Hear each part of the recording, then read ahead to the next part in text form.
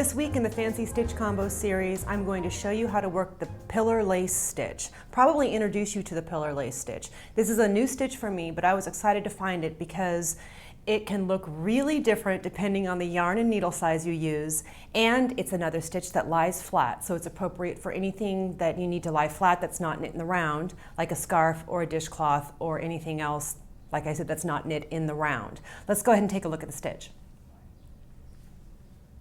Here is the lace stitch in bulky yarn knit on size 10.5 US needles.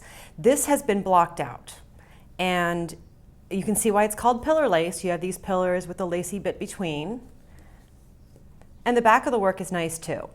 The back of the work looks like the back of a work, but it's nice. I think it's a nice pattern. But this is where all the action is.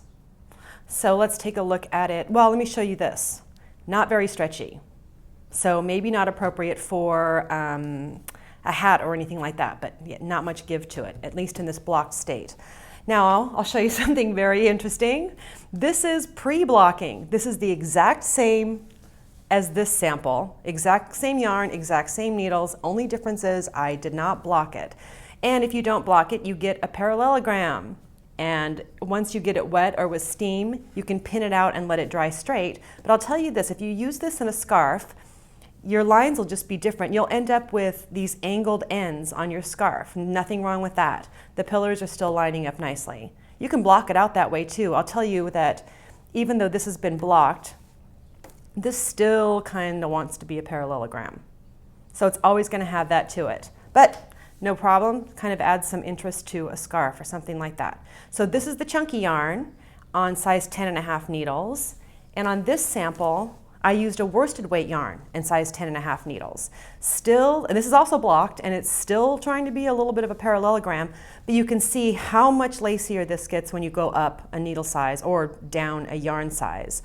The pillars are still there, it's still nice looking, but the lacy bit between is longer, and you can really see how this looks when it's spread out. Now this was a stronger parallelogram, a little bit smushed together right after I did it, but it blocked out really easily in this wool yarn to look like that.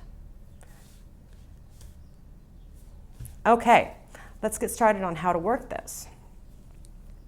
The written instructions for working this both flat and in the round are in the video description just below the video, also on my website.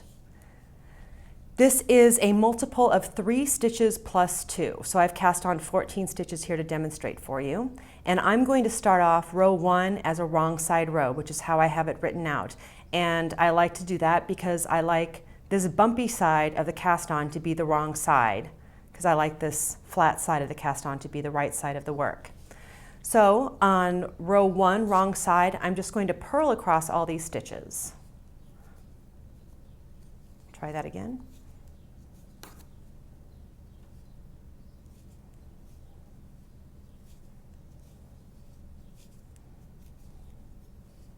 Easy enough. The first row of this is not difficult, but the cast on row is always the most difficult to work into. It's usually the stiffest row.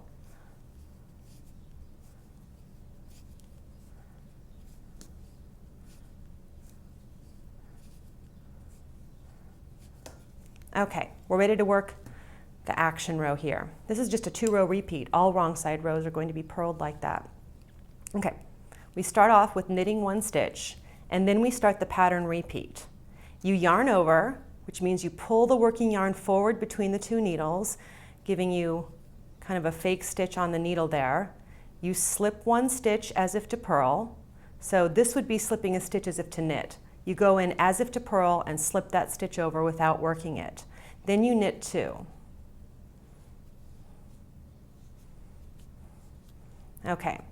So there's a knit stitch you just worked, there's a knit stitch you just worked, and this stitch here that's kind of sticking together with the yarn over is the stitch that you slipped. You want to take this slip stitch and bind it off over the other 2. So take the tip of your left needle and grab that stitch. This is just like binding off.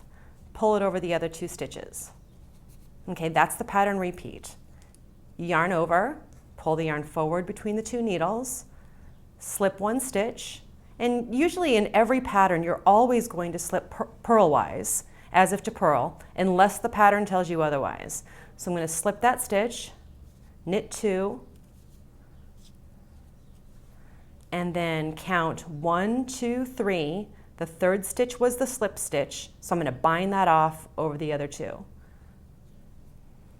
A little tension on the working yarn here will make it easier to pull that over. Let's do it again. Yarn over, slip 1, knit 2, count 1, 2, 3,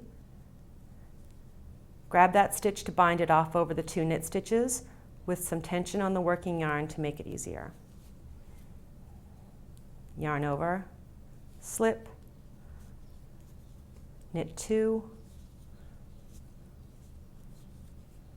count 1, 2, 3, grab that stitch, tension on the working yarn, bind that off, and then you'll be left with 1 stitch, which you will just knit.